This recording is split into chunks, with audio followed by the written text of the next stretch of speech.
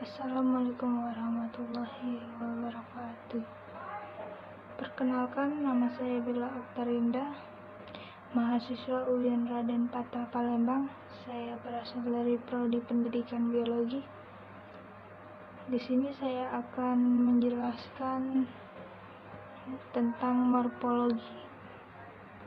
morfologi pada tumbuhan jeruk.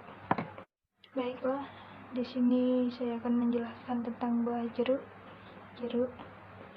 Jeruk adalah tanaman atau buah yang di dalamnya memiliki kadar vitamin C yang tinggi dan mineral yang tinggi. Tanaman ini memiliki biji yang berkeping dua, atau yang bisa disebut dengan monodikotil. Jeruk dapat dimakan secara langsung atau diolah menjadi bahan baku dessert atau minuman. Jeruk memiliki beberapa macam jeruk, contohnya seperti jeruk manis, jeruk mandarin. Nah, yang saya jelaskan di sini merupakan jeruk manis. Jeruk memiliki klasifikasi, yaitu yang pertama kingdomnya lantai. Buah jeruk berbentuk bulat atau lonjong, dan di pangkalnya terdapat tangkai buah yang pendek. Buah jeruk ditutupi kulit yang berwarna hijau atau kuning, yang strukturnya tebal. Struktur buah jeruk yang tebal seperti contohnya sementara bagian dalam kulit jeruk berpori-pori dan mengandung kelenjar yang berisi dengan pencit. Buah jeruk memiliki beberapa bagian. Yang pertama, kulit luar. Contoh bagian dalam pada buah jeruk, di dalam butiran buah itu tertutup oleh segmen putih, yaitu ini. Dalam satu jeruk berisi sekitar 8 sampai 15 segmen daging jeruk, dan tergantung pada variasinya. Baiklah, mungkin itu saja yang dapat saya sampaikan.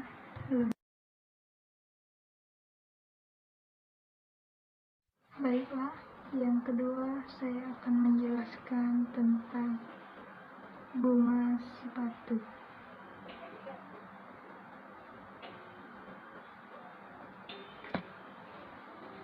Tanaman bunga sepatu menjadi salah satu tanaman hias. Tanaman bunga sepatu akan menyebar dengan cara yang sangat luas dan memiliki sebutan nama yang bervariasi. Contoh saya ini merupakan bunga sepatu yang berwarna pink. Pada umumnya, bunga sepatu merupakan bunga yang unik dan memiliki morfologi dan klasifikasi yang unik. Morfologi tanaman bunga sepatu. Yang pertama, tanaman bunga sepatu memiliki akar, yaitu akar tunggang. Yang kedua, tanaman bunga sepatu memiliki batang yang tingginya sekitaran mencapai 3 meter, namun biasanya bisa juga lebih dari itu. Batang pada tanaman bunga sepatu memiliki batang yang bervariasi.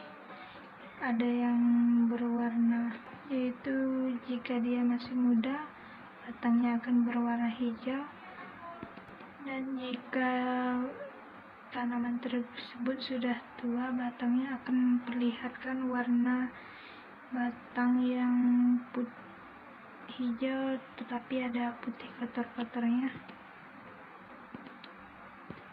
Dan yang ketiga yaitu daun pada bunga sepatu. Daun pada bunga sepatu memiliki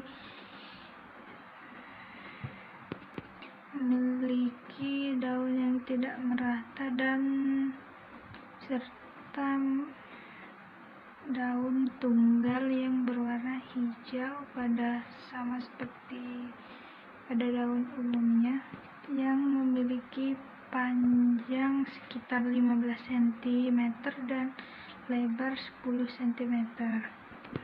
Dan yang terakhir yaitu bunga pada tanaman bunga sepatu, yaitu memiliki satu ciri khas tersendiri. Bunga sepatu ini memiliki perbedaan yang mencolok dengan bunga-bunga yang lainnya, yaitu ciri khasnya memiliki bentuk yang tunggal dan membentuk trompet, di mana ujungnya akan terlihat meruncing dan bunganya terletak di bagian ketiak daun yang dimiliki oleh tanaman bunga sepatu. Bunga pada tanaman ini memiliki benang sari yang berjumlah banyak serta bentuknya hampir sama dengan tabung, dan terdiri atas mahkota 15 hingga 20 mahkota pada bunga tersebut. Dan perlu kita ketahui di mana pada bagian ujung dari tangkai putiknya akan terlihat kelopak sari yang telah dipenuhi oleh serbuk sari, di mana ini akan membuat bunganya akan menjadi siap untuk bertebar dalam proses penyerbukan tanaman bunga sepatu ini. Ini contoh bunganya, tetapi ini sudah tidak mekar lagi. Bunga sepatu ini termasuk ke dalam tumbuhan bunga dikotil yang memiliki kelopak bunga yang terdiri dari 5 kelopak. Mungkin itu saja yang dapat saya jelaskan tentang bunga sepatu. Terima kasih. Yang ketiga, saya akan membahas tentang buah jagung. Jagung merupakan tanaman atau tumbuhan yang terpenting selain padi dan juga gandum. Jagung digunakan sebagai sumber pangan karena di dalam jagung mengandung sumber karbohidrat yang banyak, dan jagung ini dijadikan sumber pangan di Amerika Tengah dan Selatan. Dan juga penduduk di Indonesia ada juga yang menggunakan jagung sebagai sumber pangan, seperti contohnya di daerah Madura dan Nusa Tenggara.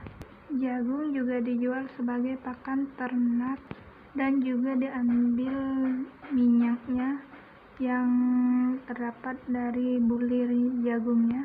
Dan jagung juga dapat dibuat menjadi tepung yang diambil dari bulir dan tepung tongkolnya, yang sering dikenal dengan istilah tepung maizena atau tepung jagung. Dan jagung juga sering digunakan sebagai bahan baku industri yang diambil dari bulir-bulir jagungnya. Bahan jagung kaya akan pentosa yang dipakai sebagai bahan baku pembuatan purpura. Dan juga ada jagung yang telah direkayasa genetika, juga sekarang ditanam sebagai penghasil bahan farmasi. Buah jagung ini merupakan golongan buah monokotil. Tanaman jagung memiliki 1 atau 2 tongkol dalam setiap jagungnya. Pada buah jagung, setiap tongkol jagung diselimuti oleh daun klobotot. Buah jagung ini terbentuk pada awalnya dari bawah lebih besar dibandingkan yang di atas. Setiap pada buah jagung ini terdapat tongkol yang terdiri dari 10 atau 16 biji yang jumlahnya selalu genap. Biji pada buah jagung ini terdiri dari 3 bagian. Yang pertama bagian luar, yang kedua bagian dalam yang sebagai tempat cadangan makanan, dan yang ketiga lembaga atau embrionya. Buah jagung terdiri dari 3 bagian. Yang pertama kulit daunnya, yang kedua yaitu ada rambut jagungnya, yaitu yang bisa disebut silkus, dan yang ketiga yaitu bijinya. Jagung pada umumnya yang berwarna kuning dengan daun penutupnya warna hijau ke kuning-kuningan. Jagung dapat disebut sebagai buah monokotil karena merupakan tanaman yang buahnya hanya berkeping satu. Mungkin itu saja yang dapat saya jelaskan.